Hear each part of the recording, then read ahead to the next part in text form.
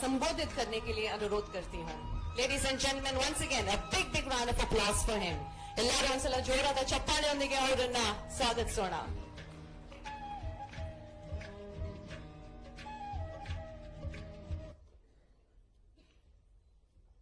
देश के silicon valley के नाम से प्रसिद्ध बेंगलोर की इस धरती पर मन आनंद से भर गया। आपका उत्साह उमंग देख करके आप सबका स्वागत करता हूं। नमस्कार। मंच पर जिनकी गरिमामय उपस्थिति है, पद्मश्री मेरे नाम राशि श्री मोहनदास पाई जी, आपका अभिनंदन है। को founder and partner Aarin capital partners श्रीमान ग्रीनको ग्रुप के चेयरमैन अनिल कुमार जी, आपका अभिनंदन है, अभिनंदन है। लेप इंडिया प्राइवेट लिमिटेड के CEO Shri Shiv Venkataraman ji, vice chairman CII Siddharth Sethi ji, मंच पर उपस्थित मध्य प्रदेश सरकार के सभी माननीय अधिकारीगण, इस अवसर पर अलग अलग क्षेत्र से आए हुए निवेश क्षेत्र की स्वनाम धन्य हस्तियां, ऑस्ट्रेलिया की हमारी अपनी राजनयिक परिवार से वो भी हमारे हिस्सा बनी है, आपका भी वंदन है, अभिनंदन है। मध्य प्रदेश सरकार के माध्यम से कर्नाटक आकर के आज के इस दौर में जब आपसे मैं बात कर रहा हूं, तो कर्नाटक के हम सब बेंगलोर की इस वर्तमान की दशा के लिए जिन्होंने अपना खून पसीना एक करके भारत का मान बढ़ाया, सम्मान बढ़ाया, ऐसी सारी हस्तियां बैठी है। मैं आपका वंदन करता हूं, अभिनंदन करता हूं। भारत को दुनिया में हजारों साल से सोने की चिड़िया के नाम से जाना जाता था, और ये केवल कहने वाली बात नहीं, हमारी उद्यमशीलता की, हमारी परिश्रम की, हमारे काम करने की कार्य पद्धति की, और सबको लेके साथ चल करके मानवता के मार्ग दिखाने की हजारों साल की हमारी एक पहचान रही। उस पहचान में हमारी उद्यमशीलता भी छिपी हुई है, कल्पनाशीलता भी छिपी हुई है, बौद्धिक क्षमता भी छिपी हुई है। और ये बौद्धिक क्षमता में व्यावसायिक निपुणता की ही प्रकाष्ठा है कि यशस्वी प्रधानमंत्री के नेतृत्व में हम केवल स्मरण करें, कुछ साल पहले तक भारत की इकोनॉमी की दृष्टि से कहीं गिनती होती नहीं थी।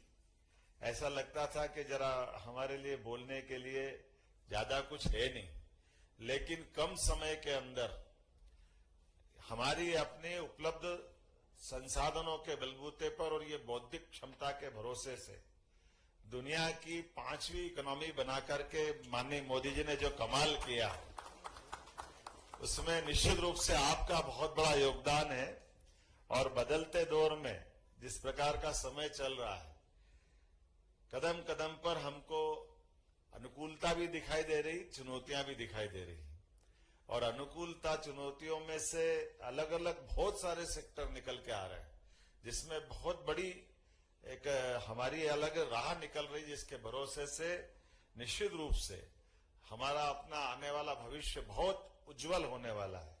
मुझे इस बात की प्रसन्नता है, यशस्वी प्रधानमंत्री की तीसरी बार की सरकार में जो उनने आह्वान किया था और पूरे देश ने एकजुटता के साथ जिस रास्ते पे माननीय मोदी जी की सरकार जा रही है, उसमें सभी ने कदम बढ़ाया है। और आपने सबसे ज्यादा महत्व की इस मार्ग को आगे बढ़ने के लिए हिम्मत दिखाई। मैं आप सबका वंदन करता हूं, अभिनंदन करता हूं। कुछ चुनौतियां भी हमारे देश की है, जिस चुनौतियों के भरोसे से हमारे मेहनत का साथ अपनी मेहनत तो करते हैं, मेहनत करने में कहीं कोर कसर बाकी नहीं, लेकिन उचित मार्गदर्शन, टेक्नोलॉजी का योगदान, अंदर की इच्छा शक्ति को आगे बढ़ने के लिए ललक लगाते हुए लोग, लेकिन नवीन अनुसंधान की नई परंपरा में नवीन स्टार्टअप के माध्यम से जो मार्ग खुलता है, उस मार्ग के माध्यम से निश्चित रूप से भारत की तरफ दुनिया देखेगी और भारत अपना हक हासिल करेगा। ये हमारी बड़ी संभावना है। मैं अपने इस अवसर और सरकार के माध्यम से जब इस तरह के ऑफर देते हैं तो वर्तमान के दौर में देने में थोड़ा अटपटा जरूर लगेगा, लेकिन मैं काल के प्रवाह के उस उदाहरण को जरूर आपके सामने लाना चाहूंगा, जिसके माध्यम से हमारी सरकार की मनोदशा क्या होना चाहिए वो आपके सामने आ जाएगा। हम सब जानते हैं कि हमारा सन की शुरुआत होती है, जैसे ईस्वी सन 2024 की बात करेंगे, ये ईसा मसीह के जन्म के साथ होता है। हिजरी संवत की बात करेंगे तो वो उनके शरीर छोड़ने के साथ जुड़ा हुआ है। लेकिन हमारे विक्रम संवत की बात करते हैं तो विक्रम संवत यह अपनी पुरुषार्थ का है, हमारे पराक्रम का है, और पुरुषार्थ पराक्रम से ज्यादा ये सरकार की उस मनोदशा का जिसका हम सब इंतजार कर रहे हैं। मैं आपको थोड़ा बताना चाहूंगा। विक्रम संवत 2081 चल रहा है, अर्थात ये विक्रम संवत 2081 नया साल हमारा जो होता है, वो नया साल का परिवर्तन कैसे होता है मैं उस इतिहास पे ले जाना चाहूंगा। विक्रम संवत विक्रमादित्य ने रोम के तक जाकर के देश के आक्रांताओं को मार मार के छोड़ा था, जिनने हमारे देश पे शकों ने कब्जा किया ऐसा माना जाता है। लेकिन उसको हटाने के बाद एक बार फिर देश अपने पैरों पे खड़ा हो, देश का हर आंगन, हर घर, हर जगह हमारी अपनी जो पुरानी स्थिति उसको बहाल करे। तो विक्रमादित्य ने जब हमारे यहाँ संवत की प्रारंभ करने की पद्धति क्या है ये केवल बताना चाहूंगा।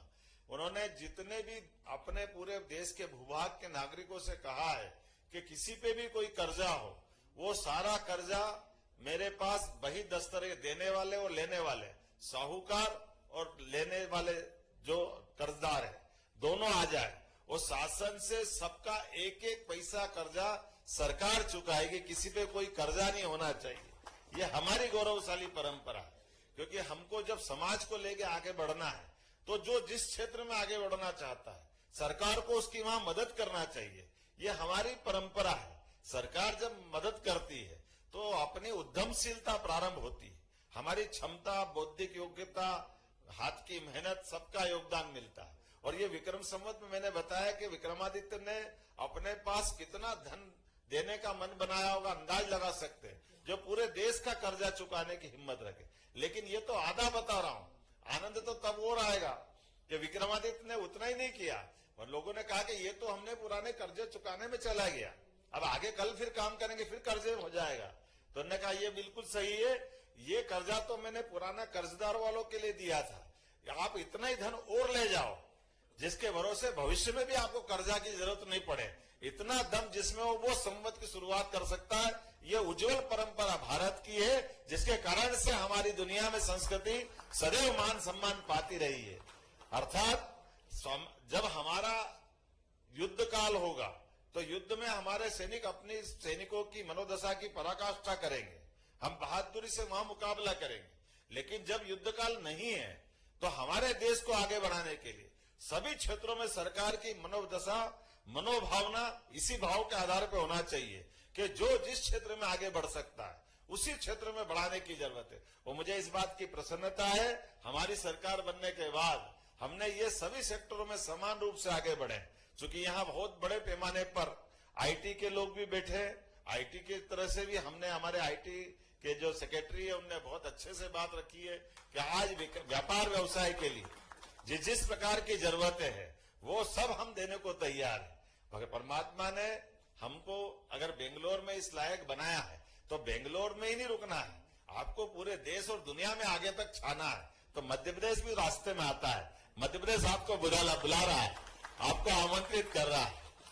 आपको कोई अंतर नहीं लगेगा, बेंगलोर में बैठे बैठे आप मध्य प्रदेश में भी उतनी ताकत से व्यापार व्यवसाय बढ़ा सकते हैं। बल्कि मैं तो उम्मीद करता हूं कि जैसे अभी बहुत अच्छी बात आपने कही है कि ये भाई बहन का रिश्ता मध्य प्रदेश से जुड़ता दिखाई दे रहा है, मुझे उसका आनंद महसूस हो रहा है। वो स्पंदन आ रहा अंदर से, जिसके भरोसे से आप यहाँ का पैसा वहां भी लगाओगे वो बढ़ के ही आएगा, कम होने वाला नहीं है। इसकी गारंटी सरकार के माध्यम से मैं दे सकता हूं। और केवल आईटी में क्या, किसी सेक्टर में भी, एनर्जी सेक्टर में अभी आपके बीच में से आपने कहा है वर्तमान में आज मध्य प्रदेश अपने सरप्लस एनर्जी स्टेट के नाते से जाना जाता है और उसमें भी 23% नवकरणीय ऊर्जा है। हमारे अपने परंपरागत स्रोत के बजाय ये जो हमारी विदिशा ने बहुत अच्छा अपना प्रस्तुतिकरण दिया है, लेकिन टूरिज्म में भी केवल वो टूरिज्म नहीं, religious tourism, health tourism, education से सारे क्षेत्र में, और एमएसएमई के हमारे पीएस ने बहुत अच्छी बात रखी, इंडस्ट्री की दृष्टि से भी बहुत अच्छा है।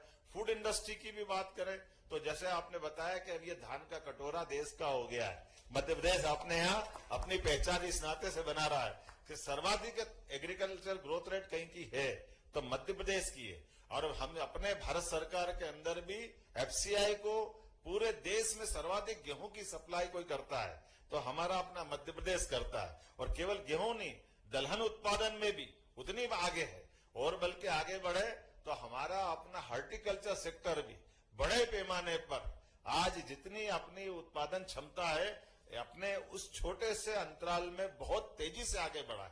तो बहुत बड़ी संभावना है। ज्यादा मैं कुछ बोलूंगा नहीं, बोलने के लिए तो बहुत कुछ है, लेकिन काफी समय हो गया है। हम पत्र लिखते हैं और पत्र लिखते तो पहले, आजकल तो पत्र का जमाना कम हो गया, पहले लिखते थे तो उसमें पूरी कहानी लिखते, और लिखते लिखते जब अपन आखिरी बात करते कि अब आगे क्या लिखे, आप खुद समझदार है। उम्मीद करता हूं कि मेरी बात आप समझेंगे। बहुत बहुत धन्यवाद।